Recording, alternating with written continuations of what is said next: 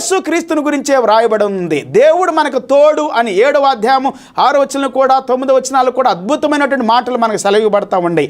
So యేసు క్రీస్తు వారు మనకు తోడై ఉన్నటువంటి వాడు, తండ్రి, ఆయన దేవుడు అని ఆయన గురించి అద్భుతంగా స్పష్టంగా మాట్లాడుతూ ఉంది. బైబిల్ గ్రంథంలో నుండి ఇంకొక వాక్యాన్ని మనం చదువుకుందాం.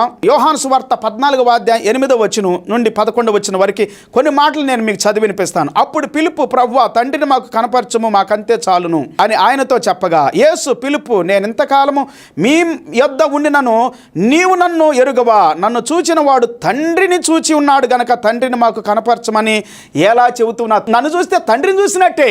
తండ్రిని కనపరచము, తండ్రిని చూపించమని ఎలా చెబుతున్నా పిలుపు అని పిలుపుతో మాట్లాడుతున్నాడు, శిష్యులతో మాట్లాడు, అందరితో. ఆ దినాల్లో యూదులతోనూ, శాస్త్రులతోనూ, పరిసయ్యులతోనూ, ఇంకా అక్కడ ఉన్నటువంటి అనేక ప్రధాన యాజకులతోనూ, నానా రకాలైనటువంటి గొప్ప గొప్ప యూదులైనటువంటి వ్యక్తులతో మాట్లాడినటువంటి మాటల్ని ఇదేనో మనం వింటా ఉన్నాం పిల్లారా.